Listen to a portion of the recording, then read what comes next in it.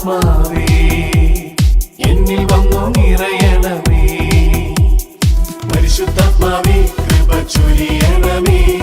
പരിശുദ്ധാത്മാവേ ശക്തി പകരണമേ. പരിശുദ്ധാത്മാവേ കൃപ ചൊരിയണമേ. പരിശുദ്ധാത്മാവേ ശക്തി പകരണമേ. പരിശുദ്ധ പരമ ദിവ്യകാരുടെ നാഥനായ ഈശോയ്ക്ക് എന്നേരവും ആരാധനയും സ്തുതിയും വീഴ്ചയും ഉണ്ടായിരിക്കട്ടെ. ഞങ്ങൾ ഓരോരുത്തരും ഹൃദയത്തോട് ചേർത്ത് വയ്ക്കുന്ന പരിശുദ്ധ പരമ ദിവ്യകാരുടെ നാഥനായ ഈശോയ്ക്ക് എന്നേരവും ആരാധനയും സ്തുതിയും വീഴ്ചയും ഉണ്ടായിരിക്കട്ടെ. ഞങ്ങളുടെ ജീവിതത്തിലേക്ക് ഓരോ നിമിഷവും കരുണ ചൊരിയുന്ന പരിശുദ്ധ പരമ ദിവ്യകാരുടെ നാഥനായ ഈശോയ്ക്ക് എന്നേരവും ആരാധനയും സ്തുതിയും വീഴ്ചയും ഉണ്ടായിരിക്കട്ടെ.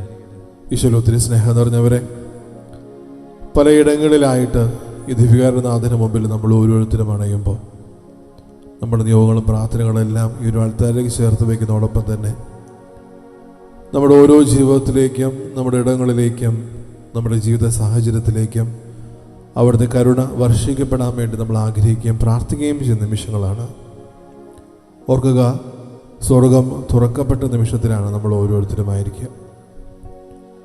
ഈശോയുടെ കൂടെ ആയിരിക്കുക എന്നതാണ് നമ്മുടെ ഓരോരുത്തരുടെയും ജീവിതത്തിൻ്റെ ഏറ്റവും വലിയ കടമ. കാരണം സുവിശേഷം പരിശോധിക്കുമ്പോഴും അല്ലെങ്കിൽ നമ്മുടെ ജീവിതത്തെ പരിശോധിക്കുമ്പോഴും ഇതിൽ കുറവ് വരുന്ന ഓരോ നിമിഷങ്ങളാണ് നമ്മൾ പലപ്പോഴും പുറകോട്ട് പോകുന്നത്. ഇന്ന് ദിവ്യകാരുടെ നാഥൻ്റെ കൂടെ നമ്മൾ ഓരോരുത്തരുമായിരിക്കുമ്പോൾ നമ്മുടെ തിരക്കുകളുടെയും ബഹളങ്ങളുടെയും എല്ലാത്തിൻ്റെയും ഇടയിൽ നാഥൻ്റെ കൂടെ ഒരു തിരുമണിക്കൂറിൽ നമ്മൾ ആകാൻ ആഗ്രഹിച്ച നിമിഷങ്ങൾ ഓർക്കുക, സ്വർഗം എൻ്റെ ജീവിതത്തിൽ തുറക്കപ്പെട്ട നിമിഷങ്ങളാണ്. സങ്കീർത്തകനിൽ 61-ാം അധ്യായം 1 മുതലുള്ള വാക്യങ്ങളിൽ നമ്മൾ വായിച്ച് കേൾക്കുന്നുണ്ട്. കർത്താവേ, ഞങ്ങളോട് കരുണ തോന്നണമേ. ഞങ്ങളുടെ ഓരോരുത്തരുടെയും നിലവിളി നീ കേൾക്കണമേ. കാരണം പലപ്പോഴും നമുക്കറിയാം, നമ്മൾ സഹായം നമ്മൾ ചോദിച്ചു പോകുന്ന നിമിഷങ്ങൾ, നിസ്സഹായാവസ്ഥയിൽ പലപ്പോഴും നമ്മുടെ ജീവിതത്തിൽ ആരായിരിക്കും എൻ്റെ കൈത്താങ്ങെന്നുള്ള ചോദ്യത്തിൽ പലപ്പോഴും നമ്മൾ വ്യതിചലിച്ചു പോകാറുണ്ട്. സംശയത്തോടു കൂടി പലപ്പോഴും നമ്മൾ ചുറ്റുമുള്ള ആരോട് എൻ്റെ ജീവിതത്തിൽ ഈ ഒരു സഹായത്തിന് വേണ്ടി ഞാൻ അഭ്യർത്ഥിക്കുമെന്ന് പലപ്പോഴും നമ്മൾ ഒരു ചോദ്യത്തിന് മുന്നിൽ നിന്നിട്ടുണ്ട്. ഓർക്കുക, ഇന്ന് ഈ ആൾത്താരയ്ക്ക് ചുറ്റും നമ്മൾ ഓരോരുത്തരുമായിരിക്കുമ്പോൾ, വിവിധയിടങ്ങളിലായിരുന്നു കൊണ്ട് ദിവ്യകാരുടെ നാഥന് കൂടെ നമ്മൾ ഓരോരുത്തരുമായിരിക്കുമ്പോൾ തിരിച്ചറിയേണ്ട ഒരു കാര്യം, എൻ്റെ അഭയസ്ഥാനം തമ്പുരാനാണ്.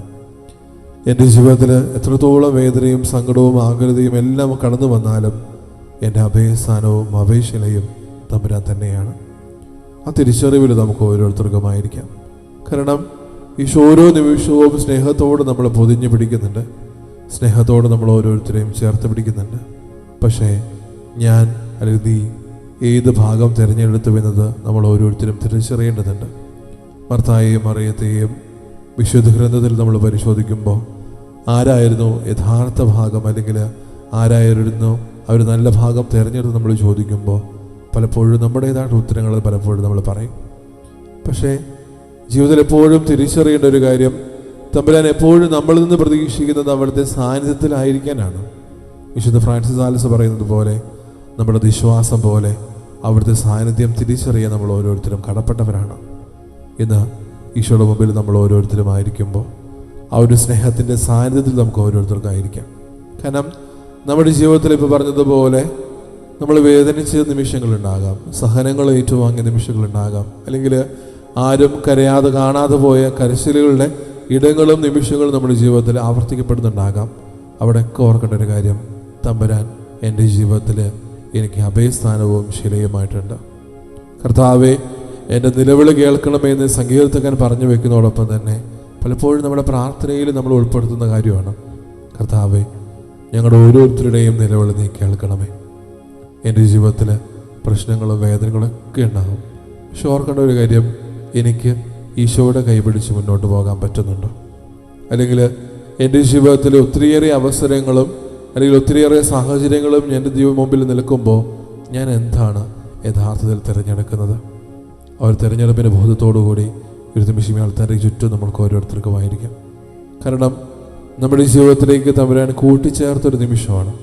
ഓർക്കുക, നമുക്ക് വേണ്ടി ഒരാൾ സ്വജീവം പോലും നൽകി ആ ഒരു സ്നേഹത്തെ പ്രതി ഇരുഭൂമിയിലേക്ക് കടന്നു വരികയും സഹനങ്ങളും വേദനകളും ഒറ്റപ്പെടലും ജീവിതത്തിൽ സ്വീകരിക്കുകയും ചെയ്ത് ഈ ലോകം വിട്ടു പോകുമ്പോൾ പറഞ്ഞത് ഒന്ന് മാത്രമേ ഉള്ളൂ: ഞാൻ നിങ്ങൾ ഓരോരുത്തരെയും സ്നേഹിക്കുന്നു. അല്ലെങ്കിൽ നമ്മുടെ ജീവിതത്തിൽ പലപ്പോഴും ഈ പറഞ്ഞതുപോലെ സ്നേഹത്തിന് അതിർത്തി വരമ്പുകളും അല്ലെങ്കിൽ പലപ്പോഴും അളവുകോലുകളും നിഷ്കർഷിക്കുന്നവരാണ് നമ്മൾ ഓരോരുത്തരും. സുവിശേഷം പരിശോധിക്കുമ്പോഴും അത് ആവർത്തിച്ച് കാണുന്നുണ്ട്. ഞാൻ യഥാർത്ഥത്തിൽ ആരോട് കരുണ കാണിക്കണമെന്നുള്ളൊരു ബോധ്യത്തോടു കൂടിയാണ് പലപ്പോഴും നമ്മൾ, അല്ലെങ്കിൽ ഞാൻ ആ ഒരു മനുഷ്യനോട് കരുണയോടുകൂടി വർത്തിക്കുന്നതോടൊപ്പം തന്നെ എൻ്റെ ജീവിതത്തിലേക്ക് എനിക്ക് എന്ത് കിട്ടും എന്നുള്ള ബോധ്യത്തോടു കൂടി ആകുന്നവരുണ്ട് നമ്മളിൽ പലരും. ഒരു പക്ഷേ യഥാർത്ഥ യജമാൻ രൂപമൊക്കെ പരിശോധിക്കുമ്പോൾ ആ ഒരു രാജാവ് ആ ഒരു മനുഷ്യനോട് കരുണ കാണിക്കുന്നുണ്ട്. പക്ഷേ അതേ കരുണ തൻ്റെ പ്രജയോട് ആ ഒരു മനുഷ്യൻ ആവർത്തിക്കുന്നില്ല. ഓർക്കുക, നമ്മുടെ ജീവിതത്തിൽ പലപ്പോഴും നമ്മുടെ ഓരോ ഇടങ്ങളിലും അല്ലെങ്കിൽ നമ്മുടെ താഴ്ചകളും കുറവുകളുടെയൊക്കെ ഇടയിൽ തമ്പുരാൻ നമ്മളെ കരുണയോടുകൂടി ചേർത്ത് പിടിക്കുന്നുണ്ട്. പക്ഷെ പലപ്പോഴും നമ്മുടെ ജീവിതത്തിൽ കൂട്ടിച്ചേർക്കപ്പെട്ട പല ആൾക്കാരോടും നമ്മൾ കരുണ കാണിക്കാറില്ല എന്നുള്ളതല്ലേ വാസ്തവം. തിരിച്ചറിയണം ഓരോ നിമിഷവും ഈ സ്നേഹത്തിൽ എത്രത്തോളം എനിക്ക് മറ്റുള്ളവരെ ചേർത്ത് പിടിക്കാൻ പറ്റുമെന്നുള്ളൊരു ബോധ്യം. കാരണം തമ്പുരാൻ എപ്പോഴും നമ്മുടെ ജീവിതത്തിൽ നിന്ന് പ്രതീക്ഷിക്കുന്നതും അത് തന്നെയാണ്. സ്നേഹത്തിൻ്റെ, കാരുണ്യത്തിൻ്റെ പ്രേക്ഷിതരായിട്ട് നിങ്ങൾ ഓരോരുത്തരും മാറുന്നുണ്ടോ?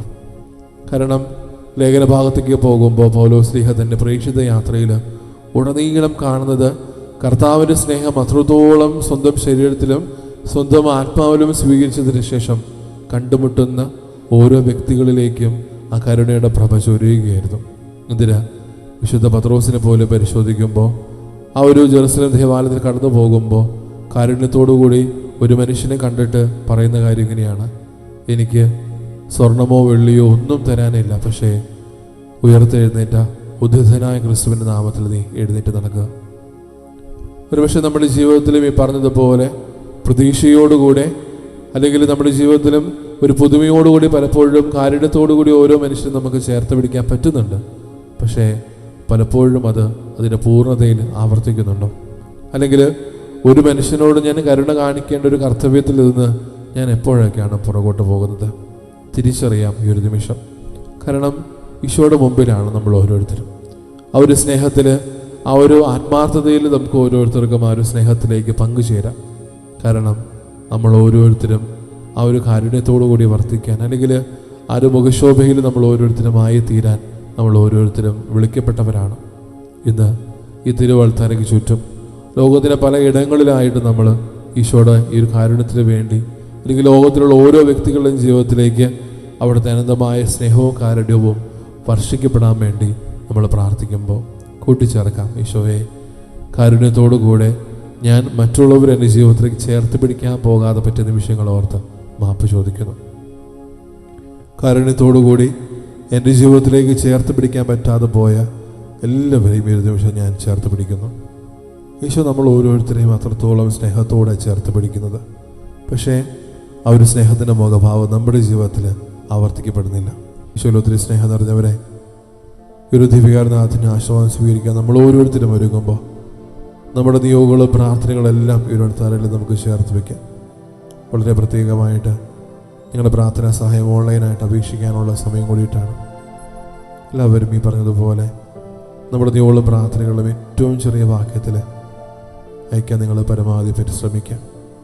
ഒപ്പം ഒരു സ്ക്രോള് കാണുമ്പോൾ നമ്മൾ ഓരോ വ്യക്തികൾക്ക് വേണ്ടി പ്രാർത്ഥിക്കാൻ നമ്മൾ കടപ്പെട്ടവരാണ്. ഓർക്കുക, ജോബിൻ്റെ ജീവിതത്തിൽ ജോബ് മറ്റുള്ളവർക്ക് വേണ്ടി പ്രാർത്ഥിച്ചു തുടങ്ങിയപ്പോൾ തൻ്റെ സ്നേഹിതർക്കും തൻ്റെ ചുറ്റുമുള്ള ഓരോ വ്യക്തികൾക്ക് വേണ്ടി പ്രാർത്ഥിച്ചു തുടങ്ങുമ്പോൾ അവൻ്റെ ജീവിതത്തിൽ നഷ്ടപ്പെട്ടതെല്ലാം തമ്പുരാൻ തിരികെ നൽകുന്നുണ്ട്.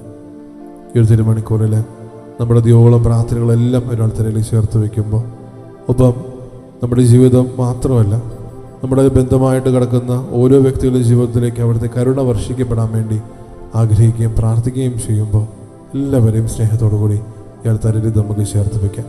വിശുദ്ധിയോടെ, വിശ്വാസത്തോടെ, താഴ്ന്ന സ്വരത്തിൽ സ്തുതിച്ചുകൊണ്ട് ദിവ്യകാരുണ്യനാഥന് ആശീർവാദം നമുക്ക് ഓരോരുത്തർക്കും സ്വീകരിക്കാം. ഈശോയെ ആരാധന, ആരാധന,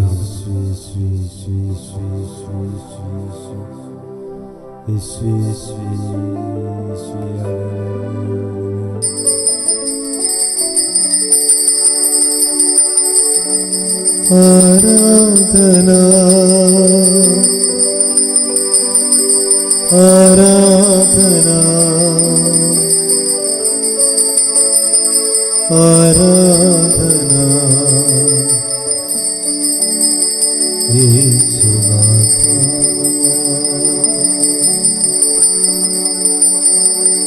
പരിശുദ്ധ പരമമാ ദിവ്യകാരുണ്യമേ, എന്നുമെന്നും അങ്ങേക്കാരാധന, എന്നുമെന്നും അങ്ങേക്കാരാധന, എന്നുമെന്നും